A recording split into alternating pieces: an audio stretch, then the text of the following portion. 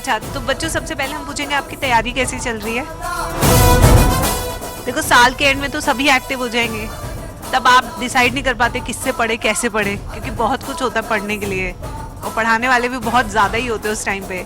तो हमने सोचा कि क्यों ना साल के बीच में भी ऐसे मीटअप रखे जाएं स्पेशली अपने स्टूडेंट्स के लिए, जहाँ पे हम पता कर सके हाउ वी कैन इम्प्रोवाइज। हम में कोई कमी आए तो हम उसको सुधारें, आप में कोई कमी आए तो आपके पेरेंट्स को बताएं। तो आप लोग आज बिंदास हमसे सवाल पूछ सकते हैं। आप हमें स्क्रीन पे देखते हैं, आज आप हमसे आमने सामने सवाल पूछ सकते हैं अगर आपको कुछ पूछना है तो स्टार्टिंग से जैसा आप लेके जाएंगे फिजिक्स को, जितना अच्छे से अभी से लेके जाएंगे उतना अच्छा रहेगा। हम हमेशा बताते हैं बच्चों को कि कंसेप्ट्स इंपॉर्टेंट है, ना कि फॉर्मूले।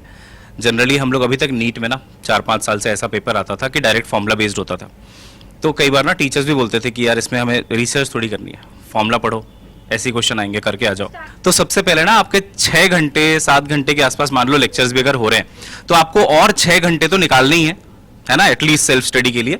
अब उसको जैसे इनका क्वेश्चन है कि शुरू से एंड तक कैसे लेके जाएं, नॉट ओनली फिजिक्स, तीनों सब्जेक्ट्स के लिए आपको 2-2 घंटे का स्लॉट ढूंढना पड़ेगा एट एनी कॉस्ट। अब वो 2 घंटे का स्लॉट, 2 घंटे का स्लॉट, 2 घंटे का स्लॉट, तो PCB के लिए है ना, मिनिमम है ये। अब वो टाइम आप पे डिपेंड करता है आप कब निकाल रहे हो सकता है आप बहुत अर्ली उठ जाते हो तो 5 से 7 पढ़ लोगे एक सब्जेक्ट, फिर मे बी 8 से 10 पढ़ लोगे दूसरा, फिर मे बी 11 से 12 पढ़ लोगे, मतलब 11 से 1 पढ़ लोगे। अगर आप कामयाबी में हो तो सुबह करोगे सेल्फ स्टडी। आप मान लो विक्ट्री से पढ़ रहे हो तो आप शाम को करोगे, डिपेंडिंग आप किस किस टीचर को फॉलो कर रहे हो 6 में से, है ना। तो ये 2-2 घंटे आपको कंसिस्टेंसी के साथ चलना ही चलना है। जब डिसिप्लिन आ जाएगा तो कंसिस्टेंसी अपने आप आएगी। हम लोग कंसिस्टेंसी के पीछे भागते हैं, हमें डिसिप्लिन के पीछे भागना है। अगर हम रोज बहुत डिसिप्लिन से एवरीडे पढ़ना शुरू कर दें, अपने आप कंसिस्टेंसी बनती जाएगी, है ना। वो 3 इडियट्स का डायलॉग नहीं था कि एक्सीलेंस के पीछे भागो, कामयाबी झक मार के पीछे आएगी, है ना। तो अभी आप डिसिप्लिन पे काम करो कि कुछ भी हो जाए, कुछ और काम है, मेरे को कुछ और नहीं करना, मेरे को क्या करना है, पढ़ाई करना है, unless it is an emergency, कुछ बहुत बड़ी चीज है तब के लिए। धीरे धीरे जब आप अपने आप को ये वादा जो किया है तैयारी का निभाते चले जाओगे तो डोपामिन मिलता है कि हाँ मैंने किया, है ना। 4 दिन किया, 5 दिन किया, 6 दिन किया, 7 दिन किया। अब जब आप वो 21 दिन वाला लॉजिक नहीं है, इतने दिन आपने कर ही दिया, तो फिर आप जब नहीं करोगे आपको खालीपन सा महसूस होगा। कितने लोग जिम जाते हैं यहाँ पे, कोई जाता है, जाते हो? चलो बढ़िया। तो जिम जो लोग जाते हैं वो जब रेगुलरली जाने लग जाते हैं तो फिर एक दिन के बाद जब नहीं जा पाओ किसी दिन, तो उस दिन खाली खाली सा लगता है भाई, है ना। रोज जाता है, आज खाली खाली सा लगता है। तो ये खालीपन पढ़ाई में भी लगना चाहिए आपको, है ना, कि जिस दिन पढ़ाई नहीं हुई। मैं बता सकती हूँ, मैं फिजिक्स में बहुत कमज़ोर स्टूडेंट रही हूँ, आप बिल्कुल अपने जैसे मुझे समझ सकते हो उसमें, ठीक है। तो मुझे याद है कि जब मैंने फर्स्ट टाइम 11th क्लास में फिजिक्स का पेपर दिया था, तो मैं बहुत ही ब्राइट स्टूडेंट होती थी 10th में, लाइक सब टीचर सोचते थे ये तो टॉपर ही बनेगी, ठीक है। पता लगा मैं फेल हो गई।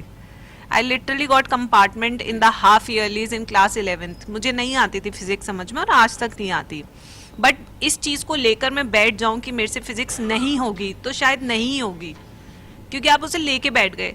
फिर मैंने बहुत ही अच्छे एक मेरे को मेंटोर मिले मुझे इस जर्नी पे, जिनसे मैंने कहा कि मुझे पहले आप बेसिक्स पढ़ा दो, मुझे नहीं करनी HC वर्मा, क्योंकि हर बच्चे को पहली फैंटेसी क्या होती है, HC वर्मा लाएंगे, औकात है नहीं सॉल्व करने की, ठीक है, बट HC वर्मा से शुरू करेंगे, ठीक है। तो ऐसे मैंने भी सोचा मैं भी ये करती हूँ, बट नहीं हुआ। फिर एक बुक आई प्रदीप, उस टाइम हमारे टाइम पे प्रदीप बहुत चलती थी, इतनी मोटी बुक थी वो।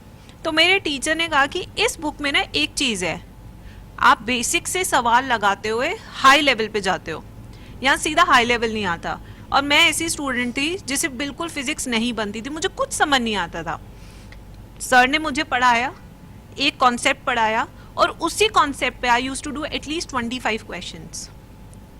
25 क्वेश्चन में लगाती थी, और उस 25 में से मैं ये सोच रही थी एक क्वेश्चन तो आएगा एग्जाम में। तो उस टाइम मेरी ये सोच रहती थी कि मुझे ज़्यादा से ज़्यादा हार्डवर्क उस पर करना है जो मेरी सबसे बड़ी वीकनेस है। पहले तो आप यार चैप्टर को जो कॉन्सेप्ट पढ़ाए जा रहे हैं आपको, आप उसको कवर करो, ठीक है। आप लोग की सबसे बड़ी गलती होती है यार, पहले पूरा चैप्टर पढ़ लेते हैं उसके बाद क्वेश्चन लगाना चालू करेंगे, ठीक है, वो सबसे बड़ी गलती होती है।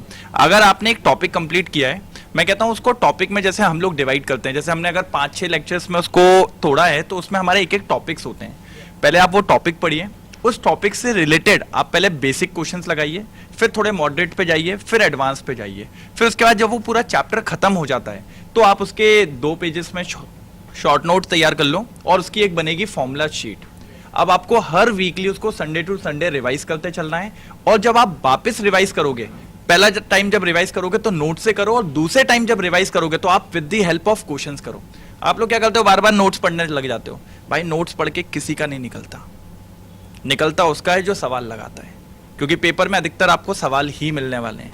ठीक है, तो जितने ज्यादा आप क्वेश्चंस प्रैक्टिस करोगे, नए कंसेप्ट देखोगे, तो आपकी प्रैक्टिस उतनी बढ़िया होगी और फिजिकल केमिस्ट्री उतनी स्ट्रांग हो जाएगी। और ये तीनों का है यार, बस ये होता है कि इनऑर्गेनिक और ऑर्गेनिक में आप शॉर्ट नोट्स पे चले जाते हो, बस फॉर्मूला शीट पे नहीं रहते हो।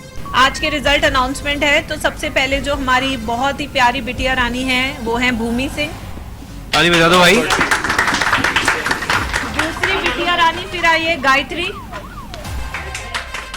हमारी छोरियां छोरों से कम है के? तीसरी बिटिया हमारी श्रीली राजपूत। अच्छा, तीनों ही गर्ल्स हैं। नाइस है, नाइस, बढ़िया। चौथे पे है गुरप्रीत। तो टॉप 3 को क्या मिलेगा? NBTS। भूमि को मिलेगा। यस, तो भूमि आप अच्छा कर रहे हो, है ना?